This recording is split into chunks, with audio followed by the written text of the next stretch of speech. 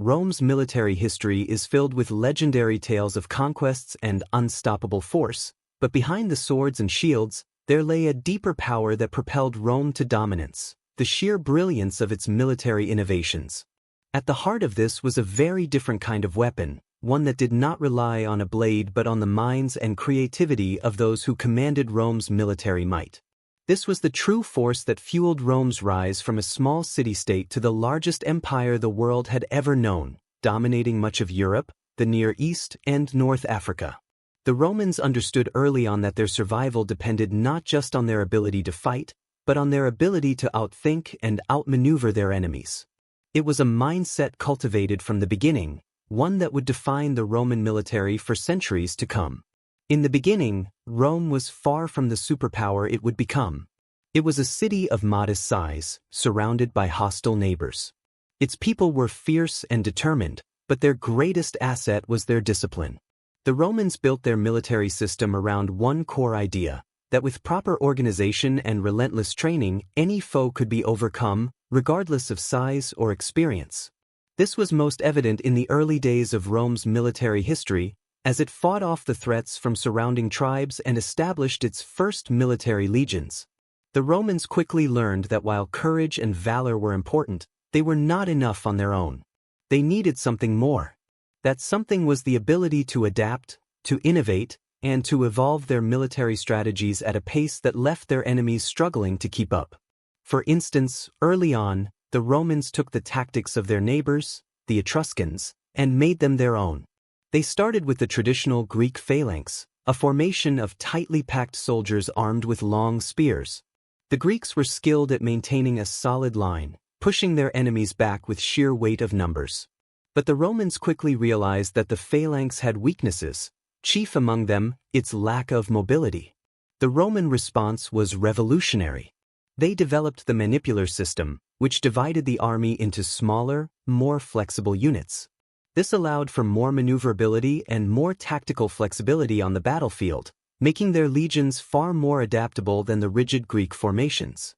The Roman legions, under the influence of their military leaders and the brilliant minds that formulated their tactics, became an unstoppable force. They were not just fighters, they were tacticians, engineers, and, above all, survivors.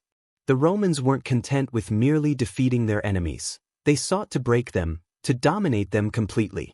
One of the first signs of this aggressive pursuit of military supremacy came during the Roman Samnite Wars in the 4th century BC. The Samnites, a neighboring tribe, had long been a threat to Rome's expansion. The Roman victory in these wars would solidify Rome's military dominance and set the stage for future conquests. The Romans' greatest strength lay in their understanding of warfare as more than just a physical confrontation. They saw warfare as a way to bend the will of their enemies, to psychologically dominate them. The emotional impact of a Roman victory was profound. After a battle, it was not uncommon for the Romans to use their military machines to instill terror in their enemies. Their soldiers would carry out raids, attack villages, and destroy everything in their path. The Romans did not just want to defeat their opponents, they wanted to crush their spirits. This terror was a psychological weapon in itself. It was the belief that the Romans could, and would, wipe you off the map if you dared to oppose them. The Romans understood that to truly maintain control over a conquered territory, they had to instill a sense of fear in the hearts of their enemies. Roman generals such as Scipio Africanus would use both tactics and psychological warfare to ensure that even the smallest act of rebellion would be swiftly and brutally punished. This reputation for merciless retaliation would be carried forward for generations, ensuring that Rome was not just feared, but respected and even revered. But this respect was not built on empty threats or wild claims. It was based on the hard-earned victories that came from the battlefield. Every battle, every siege, every conflict added to Rome's growing military machine. With each conquest, they perfected their military tactics and added new tools to their arsenal. The Romans were brilliant engineers, and they understood that in order to win, they needed to control not just the soldiers on the battlefield, but also the cities, fortifications, and lands that were essential for sustaining their empire. And for this, they turned to a new weapon, one that did not rely on the skill of a soldier with a sword, but on the skill of an engineer with an idea. As Rome began to extend its influence, the need for more advanced weaponry became apparent. The Roman army began to rely heavily on siege weapons, machines of war that could break down fortresses and walls that had previously been thought invincible. These innovations would change the way wars were fought and would become the cornerstone of Roman military power. The ballista and onager, two of the most feared siege weapons in history, became the primary tools in the Roman arsenal. The ballista was essentially a giant crossbow, capable of firing massive bolts or stones with incredible precision and power. It was used to destroy enemy walls, clear enemy troops, and create panic in the ranks. The onager, a type of catapult, was used to hurl large stones, fireballs, or even bodies into enemy fortifications, causing massive destruction and sowing chaos among defenders. These machines were not just weapons. They were psychological instruments, designed to break the will of those who stood against Rome. The sight of a ballista firing a bolt with deadly force or an onager launching a fiery stone into the heart of a city was enough to shake even the bravest of men. At the siege of Jerusalem in 70 AD, the Roman army's use of siege weapons proved to be the final blow that broke the resistance of the Jewish rebels. The Roman soldiers, under the command of Titus, used their ballistae and onagers to tear down the city's fortifications, making it clear that no walls, no matter how strong, could withstand the might of Rome. The emotional impact of this moment was immense. The fall of Jerusalem wasn't just a military victory, it was a crushing blow to the spirit of the people, and it marked the beginning of the end for one of the most fiercely independent regions of the ancient world. The Romans didn't just conquer territories, they changed the very nature of warfare. They taught their enemies, and indeed the entire ancient world, that warfare was as much about innovation and engineering as it was about brute force. It was about using the resources at hand, the intellect of the military engineers, and the discipline of the soldiers to outmatch opponents at every turn. The Roman Empire would continue to expand for centuries, but the foundation of their military success had been laid by these early innovations that laid the groundwork for the greatest military machine the world had ever seen. Yet, as history would show, it wasn't just the innovation of the Romans that made them powerful. It was their ability to adapt, to evolve, and to turn each new challenge into an opportunity to grow stronger. They didn't just fight battles. They transformed the entire landscape of warfare. The weapon of Rome, while initially a matter of survival, had become something much greater, a symbol of military superiority, a force that could not be stopped, and a warning to the world of what happened to those who dared to challenge the might of the Roman legions. The ingenuity of the Romans was not merely in their ability to win battles, but in how they redefined the nature of warfare itself. Unlike many of their contemporaries, who often relied on brute strength or the sheer valor of their warriors, the Romans understood that a successful military force had to be built on a foundation of tactical brilliance, resourcefulness, and relentless innovation. Their approach to warfare was not simply about defeating the enemy, it was about breaking their will, overwhelming them psychologically, and turning every aspect of conflict into a Roman advantage. This mindset became the backbone of Rome's rise, allowing it to dominate vast swaths of the known world. Early Roman tactics were influenced heavily by the cultures around them. The Romans borrowed from the Greeks, the Etruscans, and other neighboring peoples, adopting and then refining their military strategies. But it was their ability to adapt and improve upon these models that made the Roman military so formidable. Initially, the Romans employed the Greek phalanx, a formation of tightly packed soldiers standing shoulder to shoulder with long spears or sarissas. The phalanx was a brilliant formation for its time, effective in creating a nearly impenetrable front. However, the Romans soon realized that the phalanx had limitations. It was difficult to maneuver, and it lacked flexibility, especially when confronted with more dynamic or fluid battle tactics. Thus, the Romans began to innovate. They introduced the manipular formation, a more flexible structure that allowed Roman soldiers to operate in smaller units called maniples.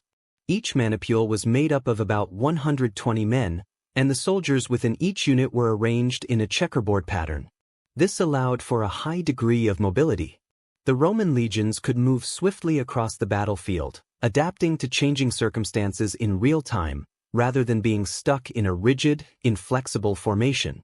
The manipular system was revolutionary.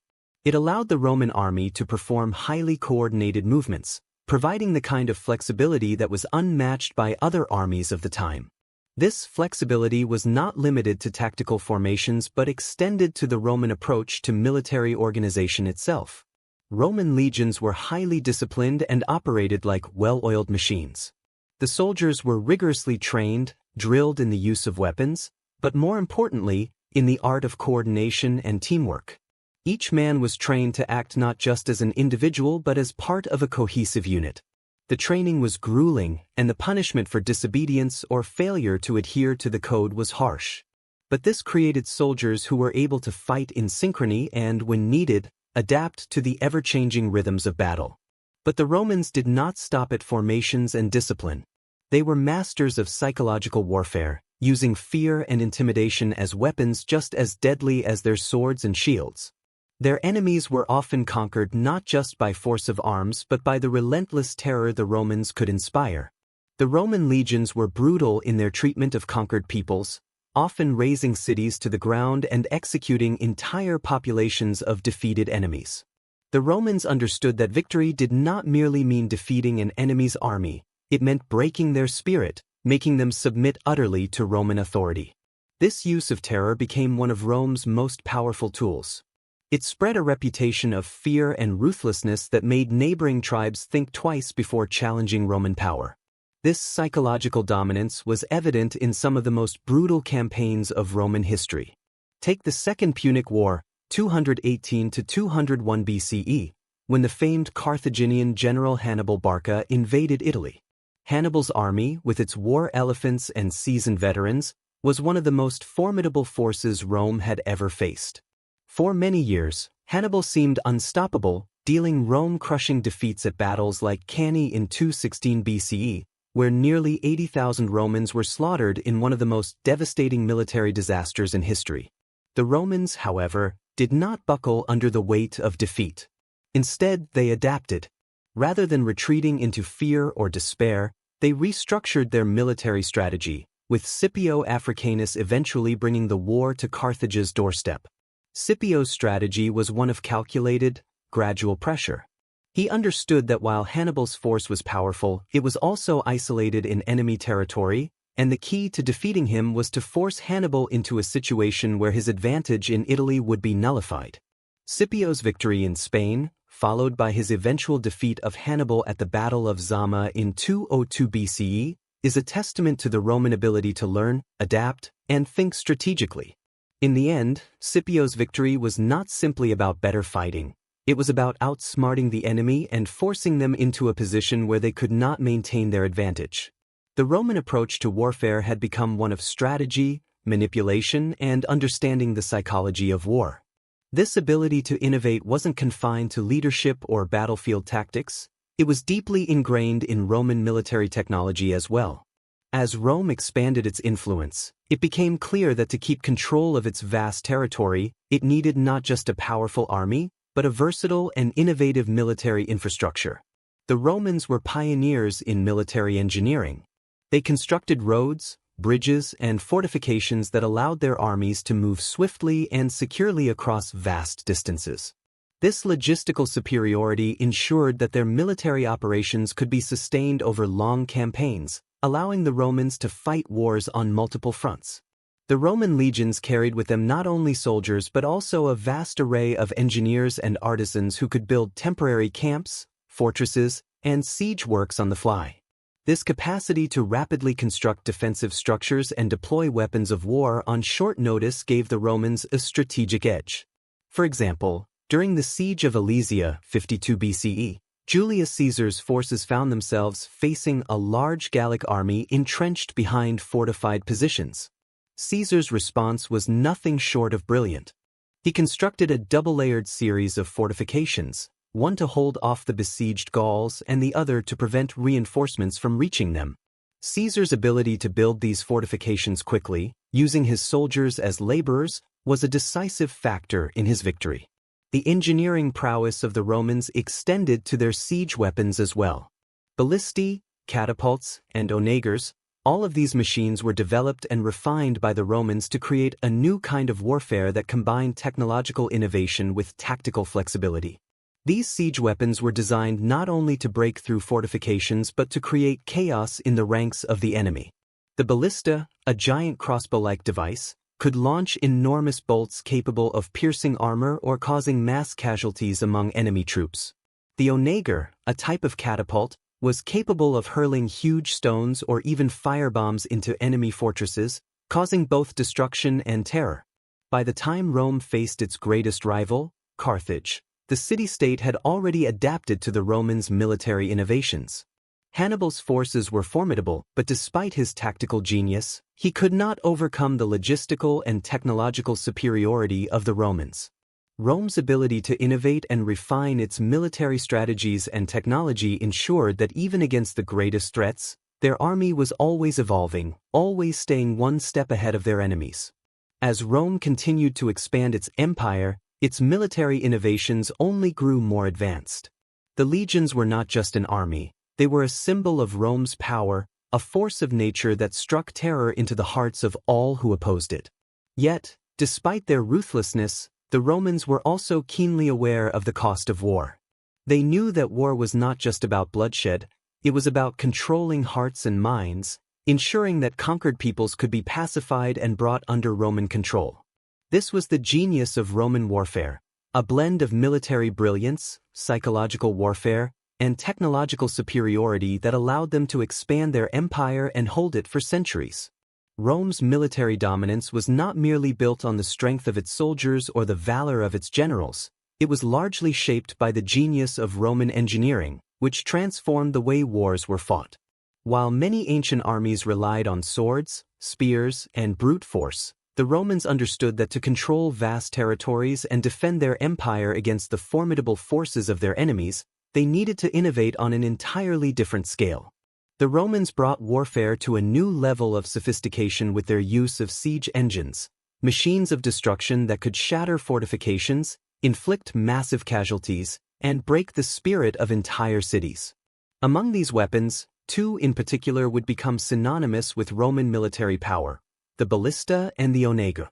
These siege engines were not just tools of war, they were symbols of Rome's engineering prowess and its understanding of warfare as an intellectual, rather than purely physical, pursuit.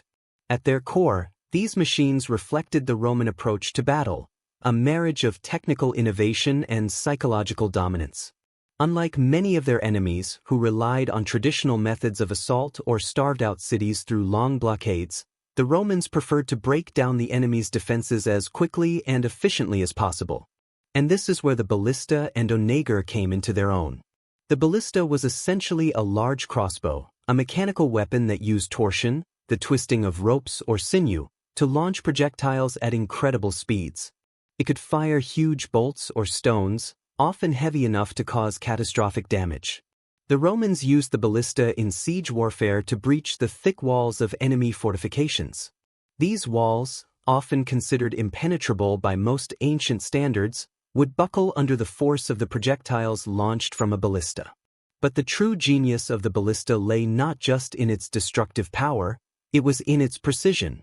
Roman engineers had perfected the art of accuracy, making it possible to hit specific targets with deadly precision. They could fire bolts that would penetrate the gates of enemy fortresses or take out key defensive positions from a distance, causing chaos in the enemy's ranks. The psychological impact was immense. Defenders who saw their walls being breached by these huge, flying projectiles would quickly lose their nerve. It was not just the power of the weapon, but the fear it instilled that gave the Romans an edge. The onager, on the other hand, was a type of catapult. It worked on a similar principle of torsion but used a large arm to hurl projectiles, usually large stones, firebombs, or even flaming arrows, at the enemy. The onager's payload was far more destructive, designed to batter down walls or cause havoc within enemy ranks. Its sheer destructive force could flatten entire sections of walls, open breaches for Roman soldiers to rush through, and create panic among defenders. The Romans employed the onager with devastating efficiency, using it to break through fortifications and leave the enemy exposed. It was also used to cause confusion on the battlefield by hurling massive stones into the middle of the enemy's formations, scattering them and preventing them from regrouping. In the chaos, the Roman legions would then move in to pick off the disoriented and disheartened defenders. One of the most famous examples of the onager's impact was during the siege of Jerusalem in 70 AD. The Roman legions, under the command of Titus, used their siege weapons to bring the city to its knees. Jerusalem's walls were formidable, but the Roman engineers, with their vast knowledge of siege warfare, knew how to break them. The use of ballistae and onagers during the siege was brutal and efficient. The Romans' weapons devastated the city's defenses, making it clear that no matter how strong or fortified a city might be, it could fall before the might of Roman engineering. The psychological effect on the defenders was overwhelming. The thought of having to face the relentless barrage of stones and bolts from the Roman siege engines was enough to break the will of many. It was not just the damage to the walls that took its toll, it was the constant psychological pressure, the fear of what was coming next, and the realization that there was no escape from the Roman onslaught. But the use of these machines wasn't confined to defensive warfare. They were also pivotal in offensive campaigns, enabling the Romans to attack cities and fortresses with devastating speed and precision. Siege warfare had been a part of military strategy for centuries, but the Romans elevated it to an art form. Their use of the ballista and onager was not only about breaking down physical defenses, it was about timing, coordination, and overwhelming force. The Romans didn't just attack, they dismantled. They didn't just engage in battle, they ensured the destruction of everything that could resist them. Their siege engines were a constant reminder to their enemies that no fortification could withstand the might of Roman engineering.